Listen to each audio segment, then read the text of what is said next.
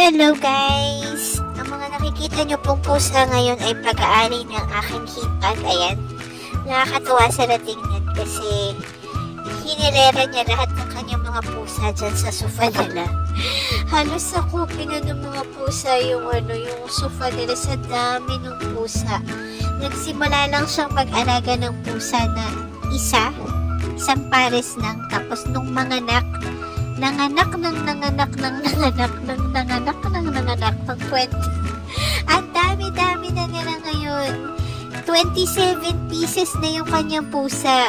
Sobrang dami. Ayan, ang nakakatuwa sila tingnan kasi masunurin silang lahat, tsaka wala sa kanila daw yung pumupunta sa lamesa para kumuha ng pagkain.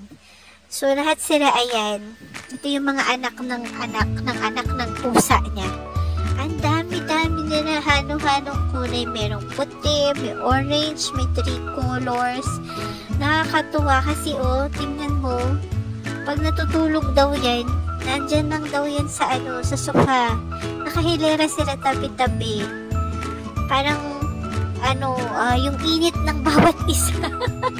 Hinahanap-hanap nila. Ayan, nakakatuwa. Ito, may nakatingin pa. Alam niya, binivideo siya. Ito, isa tulog. Tulog na tulog. Ang sarap ng tulog nila. Grabe.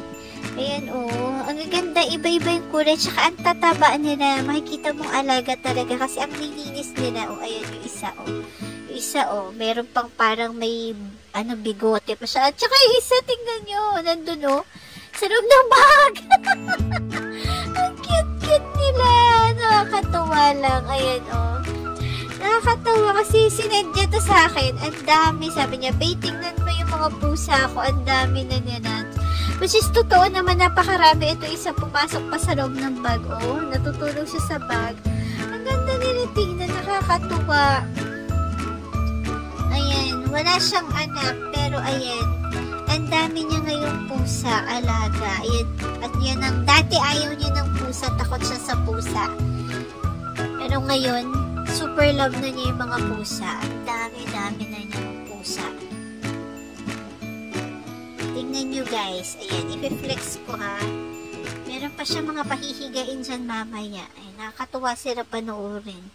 Siguro kung ganyan karami yung alaga mong pusa, ano kayang mangyayari?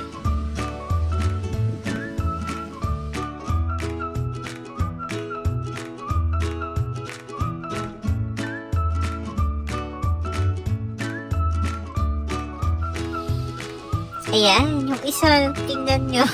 Hatching, nagising. Nagising yung pusang isa. Dilipat yan ng ibang pwesto. Ayan, dilipat siya. Ayan, tingnan po. Natapak-tapakan niya yung mga kapatid nyo. Diba? Hinahakpangan niya yung iba. Namimili siya ng katabi. Siguro hinahanap niya yung katabi niyang legit nung pag natutulog siya. Ayan. Parang nagising tuloy yung ibang mga pusa dahil sa kanya. Ayan. Pero lumipat siya. Ayan. Tatabi siya dyan. Diyan siya matutulog na. Nilipat siya ng ibang pwesto. Na-istorbo siya ng hipag ko. Ayan. Diyan siya po pwesto ngayon. Diba? Ang cute nila tingnan.